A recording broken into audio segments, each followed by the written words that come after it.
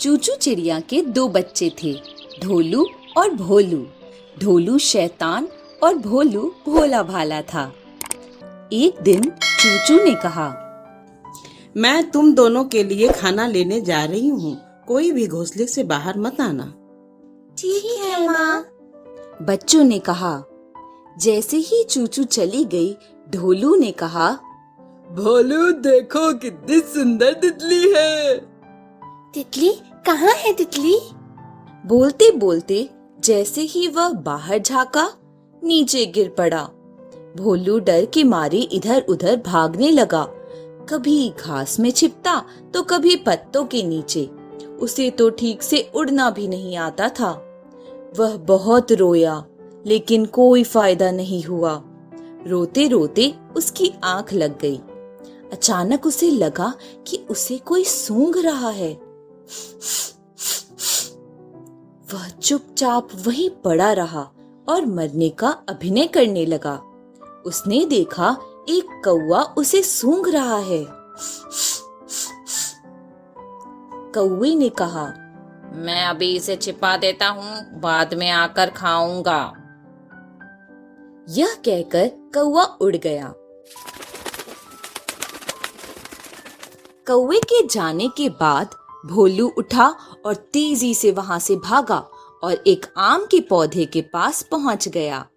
उसने देखा आम का पौधा मुरझा रहा है। वह नन्हा पौधा पानी पानी कह रहा है।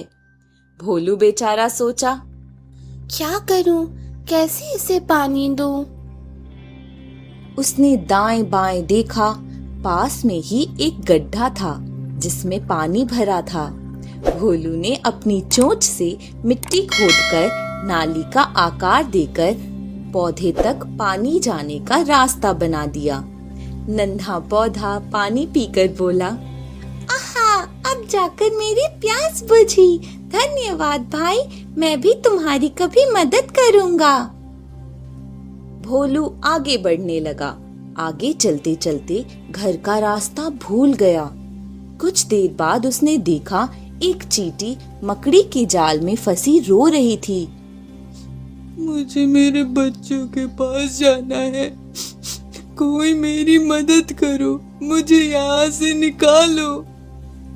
भोलू भी रोने लगा। उसने सोचा, मैं भी तो अपनी माँ के बिना तड़प रहा हूँ। इसके बच्चे भी तड़प रहे होंगे। यह सोचकर उसने उस चींटी को जाल से निकाल दिया। माँ चींटी ने उसे धन्यवाद कहा और चली गई। चलते चलते शाम हो गई। भोलू थका हुआ और भूखा भी था। वह रोने लगा। उसका रोना सुनकर एक माँ मुर्गी वहां आई और उसे पुचकार कर पूछने लगी, क्या हुआ बेटा? तुम्हारी माँ कहाँ है और तुम क्यों रो रहे हो? माँ मुर्गी की पुकार सुनकर भोलू फूट फूट कर रोने लगा। माँ मुर्गी ने बोला, कोई बात नहीं, मैं तुम्हारी माँ की ही तरह हूँ। तुम मुझे मुर्गी मौसी भी बुला सकते हो। यह कहकर मुर्गी मौसी ने उसे अपने गले से लगा लिया। भोलू मुर्गी मौसी की गोद में ही शांति से सो गया।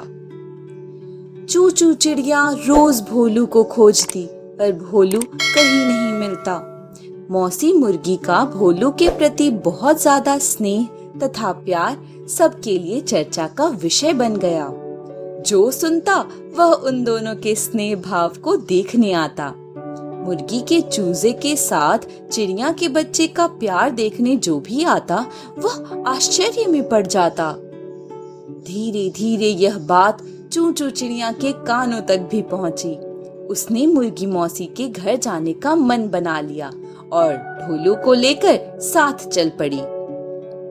ढोलू तो था ही शैतान, रास्ते भर शैतानी करता जा रहा था, लेकिन अपने भाई को आवाज भी लगाते जा रहा था। भोलू कहाँ हो? मैं और माँ तुम्हें खोजने आए हैं। भोलू। चूंकि खोजते खोजते शाम हो गई थी, वे लोग आगे बढ़ने के बदले वहां सुरक्षित स्थान खोजने लगे। एक आम के पौधे पर वे जा बैठे। चूचू चिड़िया और ढोलू वहां बैठकर ईश्वर से प्रार्थना करने लगे। हे भगवान, हमें भोलू से मिला दो। यह सुनते ही आम का पौधा उन दोनों को देखने लगा और तुरंत ही पहचान गया। क्या आप भोलू की माँ है? चूचू चिड़िया ने हाँ में सर हिलाकर पूछा। आपने मेरे बच्चे को देखा है, पर आप हमें कैसे पहचानते हैं? आम के पौधे ने कहा, मैंने आप लोगों की बात सुनी और ढोलू की शक्ल भोलू से भी मिलती है। माँ चिड़िया की उम्मीद और बढ़ गई। अगली सुबह आम के पौधे ने चूचू चिड़िया से कहा, आपकी बेटी ने मुझे पानी पिलाकर मेरी जान बचाई थी। वह बहुत ही मददगार बच्चा है। और हाँ, आप इसी दिशा में आगे बढ़े। वहाँ एक चींटियों का घर अर्थात बॉम्बे मिलेगा। वहाँ आपको कुछ मदद मिल सकती है। चूचू चिड़िया ने आम के पौधे को धन्यवाद कहा और आगे चल पड़ी। चलते चलते चींटियों का घर अर्थात बॉम्बे मिली। वहाँ बैठकर चिड़िया सोचने लगी, अब कहाँ जाऊं? इधर ढोलू को भी भूख लग रही है।